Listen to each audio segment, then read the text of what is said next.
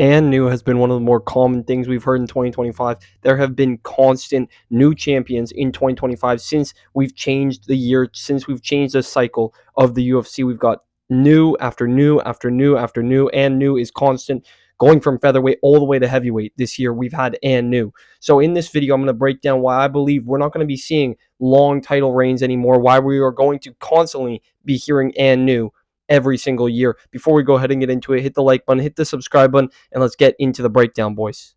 So we're going to look at all the new champions we've had this year, starting from the beginning of the year. The first and new that we heard was Magomed Ankalaev against Alex Pereira, March 8th, UFC 313. Magomed Ankalaev got that and new against Alex Pereira, beat him for 5 rounds straight, went to a unanimous decision, beat him for 5 rounds. Clearly, outstruck Alex Pereira, outgrappled him, and it had been a long time coming where people were like, are we ever going to see this matchup? Is Alex dodging this matchup? We want to see this matchup. And Alex Pereira was surprisingly the favorite going into this fight. And, Magomed Ankalaev stole the show, and he ruined the show, and now he is the champion. And that was the first and new that we heard. Light heavyweight, and so far there has been only 2 divisions this year that we have yet to hear and new from, and that is bantamweight and flyweight, the 2 lightest divisions, the 2 most athletic, most skilled divisions, flyweight and bantamweight.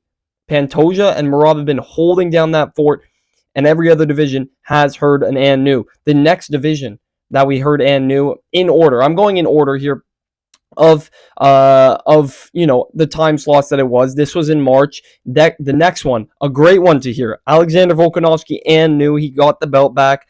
He had a long reign. He had a long reign as champ, lost the belt to Ilya. Ilya moved up. Another massive reason why I believe that we're not going to be hearing and still for a long time is because of the fact that now everybody just wants to move up. Everybody wants to move up weight classes. Everybody's like looking for a second belt. They're bored of their first belt. After 2 or 3 title defenses, they want to move up. Ilia Topuria defended the belt how many times? He defended against Volk. No, he took the belt from Volk, defended against Max, and did he even defend against anybody? I might be blanking, but he beat Volk and defended against Max, and then moved up to lightweight.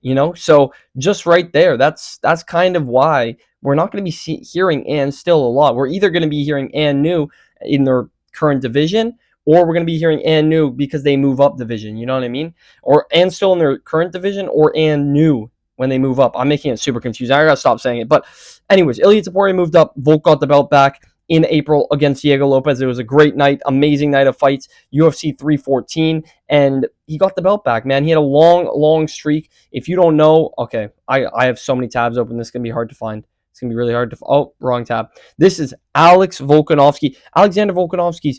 He was holding down the fort at flyweight. Or not flyweight, featherweight for a long time. Jeez, I'm slipping my words today. Holding down the fort at featherweight for a long time. This guy was champ for years and years and years. As you can see here, he beat Max Holloway 3 times. Beat Chang Sung Jung, the Korean Zombie. Beat Brian Ortega. He beat some really good names, and he was champ for a while because he wanted to hold down the fort at featherweight. He didn't want to move up. He didn't want to take all those jumps. And that goes for a lot of fighters as well. We saw that throughout a lot of fighters' careers. Like you saw before, Charles Oliveira's career, for example. He held down the fort at lightweight for a while. He moved up from featherweight to lightweight, and once he became champ, he went on that streak, became champ, and stayed champ until he did eventually lose. But we don't see that too much anymore, where guys want to stay in their division. This happened a long time ago in the former era.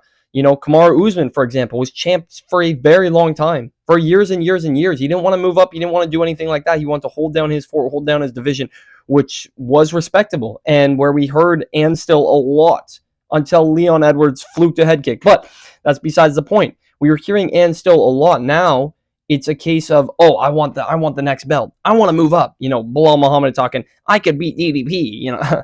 But all these guys that are champs just want to move up. They want to move up. They want to move up. It's a constant thing where we used to see, like Izzy, for example, stayed champ for a while. Sure, he didn't beat the top level. I mean, he did beat the top level. I'm not going to hate on Robert Whittaker, Cannonier, Vittori, Paulo Costa, but they were all getting up there in age. Not all of them, but Jared Cannonier, Marvin Vittori, slow as hell, somehow got a title shot with the jab or a 1-2. Yoel Romero was old. Paulo Costa wasn't really deserving of a title shot, but that's besides the point. We're not going to talk about that. Izzy did hold down the fort at middleweight for a while, and a lot of these guys did do that during that period of time. Between around 2017 to 2022, 2023 is when guys were staying at their weight classes and they didn't really have the urge to constantly move up. Now it's a thing where everybody thinks they can move up and they can beat the top guy. Ilya did it. All right, fair enough. Credit to him. He did it. But did he really deserve to move up? I truly don't think so. I think Ilya should have fought Movsar Evloev. I think he should have fought Diego Lopez. Even though Diego lost to Volk, he should have fought those two guys. Those were the top guys at the time. He should have fought them. He should have. Okay, the move up to lightweight was good. He needed it because apparently he couldn't cut enough or couldn't cut all that weight. But I do think he should have stayed at his weight class, And there's other scenarios like this where guys are moving up and they don't need to be moving up, or they're saying they want to move up and they definitely should not move up. Anyways, we're gonna go back to where were we at? We were at Jack Della Maddalena. We're at Jack Della Maddalena. Jack won the belt May 10th. I was there live. Great performance by Jack. A lot of unanimous decisions for these wins, by the way. Volk, unanimous decision. Ankalaev, unanimous decision. Jack Della Maddalena, unanimous decision. A lot of unanimous decisions in 2025 as well for the belt. And new Jack Della Maddalena put on a great performance, beat up Bilal for 5 rounds, and took that belt from him. And people were saying he doesn't deserve the title shot, he doesn't deserve this, doesn't deserve that, but he did it, and Bilal was a favorite for the first time in his career. But I think in 2025, the reason that we are hearing An Nu so much is because of the fact that champions are being forced to finally fight either their number one contender fighter, or because champions are being told, you can't move up. You can't move up. Now you have to fight. Now you have to fight the number one contender. Obviously, John Jones didn't do that, but we're seeing that a lot more, and I think some of the guys are being forced to fight the guys that they're dodging. Like Ankalaev, it was just about time for him to get the title shot. Hamzat Chimaev, it was just about time for him to get the title shot. Volkanovski got that shot again. Good for him, and I think he deserved it, and he performed well. But, we're seeing this kind of shift in, I'm not gonna say the era, but a little bit the era, because there was an era of time where there was just the champion, and oh my God, who's gonna even try to beat the champion? Who could beat the champion? Who could beat Kamaru Usman? Who could beat Israel Adesanya? Who could beat Volkanovski? Who could beat Max Holloway? Jose Aldo? Who could beat these guys? And because they had such a long win streak as champ, so many defenses as champ, Mighty Mouse, there was that era where you look at the champ, you're like, oh wow, that guy's not getting beat. GSP, that guy's not getting beat. You know what I mean? But now it's kind of a thing where, oh, who's next in line? Oh, you're riding a 1-fight win streak. Let's send you to the champ. And it's not deserved for most contenders, but now it's just gotten to a point where everybody's asking for a title shot off of one win. And some of the time they're getting it, and they're either fluking a win to become champ and new, or they're having a scrap and it's close, and then we hear and still, and then there's another challenger, there's another competitor, So we're hearing that a lot. And Jack Della Maddalena was supposed to fight Leon Edwards. That fight got canceled on the fight night. It was a main event fight night of London. That fight got canceled, and Jack Della Maddalena got moved to this. He wasn't supposed to fight Bilal. Nobody thought he deserved to fight Bilal, but there he comes out, he shows out, and he wins throughout 5 rounds. And we hear and new. That wasn't supposed to be the case. We were supposed to see Shavkat. But no, we're having these things where guys are just getting a title shot. Now, I think Jack Della Maddalena deserved it, and he performed well. But a lot of the times now, we're just, who's the next guy? Who's the next guy? Send him. Off a 1-fight win streak or couple fight win streak. Not that obviously wasn't the case for JDM, but we're seeing a lot of things like this. Anyways, I'm going to stop ranting. We're going to move on to the next guy. Ilia Topuria, obviously brutally knocked out Charles, but he moved up from featherweight to lightweight. He couldn't wait. He couldn't stay at featherweight. Either he couldn't make the weight. I know some Ilia Topuria glazers are going to get mad at me, but he couldn't make the weight, so he moved up. Okay, fair. Credit to him. Whatever. He moved up. He beat Oliveira. And new. Should Oliveira have really been in that title shot? As an Oliveira glazer, as an Oliveira fan, he probably shouldn't have. Let's be honest. But that was the case. Ilia Topuria and new. Another one, right? Then we move on to the next weight class. Tom Aspinall. I know you guys are like, what? We didn't hear and new. We didn't technically hear and new. But John Jones retired. So that's and new Tom Aspinall. I'm counting that. I'm counting that shit. That's another and new. That's another new champion in 2025. That makes a total. How many is that? How many is that total?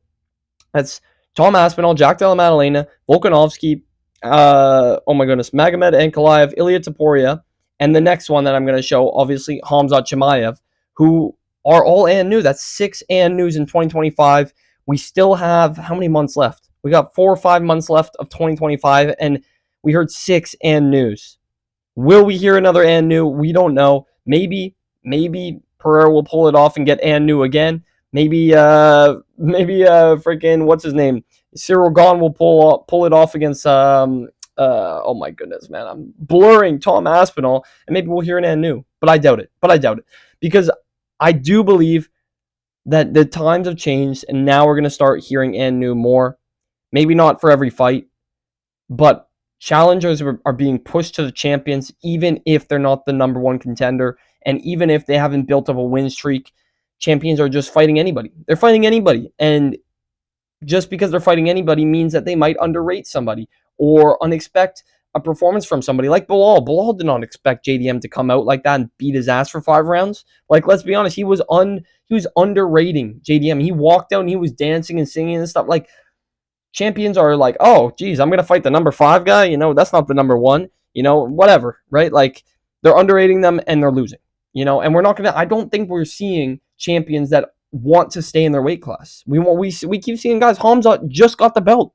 He's already talking about moving down to welterweight and fighting for the welterweight belt, having a super fight with Islam. Islam's another example. Islam just moved up, right? Obviously, he defended a decent amount at lightweight, but there was still challengers. He ran from Ilya, let's just be honest. There was challengers still. He moved up. Now he's at welterweight. Hamzat's just talked about moving down to welterweight for a super fight for the welterweight belt, or moving up to light heavyweight to fight Ankalaev for a super fight light heavyweight belt. Like, this is what we're getting with champions now, where they just don't want to stay in their weight classes, and we're seeing a lot of new this year, and I think we're just going to see even more in 2026 and moving on. I don't think we're going to see any champions that are really trying to hold down their fort. That's why I heavily respect Pantoja and Merab. Why are Merab and Pantoja still champ? Because they are the only 2 champions that want to stay at their weight class and want fun, new, exciting matchups with dangerous contenders, number 1 contenders, the best contenders that there are. They want to fight them, and they want to stay at their weight classes. We could have already seen Pantoja versus Merab as a super fight, but they don't want to do that. We could have seen Merab versus Volk, but Merab doesn't want to do that, right? They want to hold down their fort, hold down their weight class, rather than move up and look for the next thing and the next gold. And then, they're trying to hold it down and build a legacy, which I can respect. I respect Merab and Pantoja for doing that. Pantoja's fought all the best guys, all the guys that the UFC's put in front of him. Oh, here, kid. Here's a guy from Japan. Here's Kaya Sakura. Fight him, man. Fight him. Oh, here's number 1 contender Joshua Van on a win streak. Here you go. He's going to be fighting him next, right? He wants to fight these new matchups. Same thing for Merab. Obviously, Merab's literally cleared out the division. Beat Sean twice and beat Umar. He beat Piotr Jan brutally, beat Henry Cejudo. The only guys really left at bantamweight from Merab to fight are Sandhagen, and Song Yadong. I'm trying to think of other guys. There's really nobody that Merab hasn't fought at bantamweight. So these guys are holding down the fort, and these are the kind of guys that we're going to hear it and still. These are the kind of guys that we're going to hear and still from. But I think we're going to keep hearing and new, unless guys want to stay at their weight classes, which I don't see happening. But that's my whole take on this, man. I did not expect this video to be so long, but if you guys did enjoy the video, hit the like button, hit the subscribe button, drop it down in the comments what you guys think about this topic. Do you guys think we're going to keep hearing and new, or do you think the champs will stay in their weight classes? Dana will force them to, or something, man. Let me know in the comments down below. But without further ado, I will catch you guys in the next one. See you.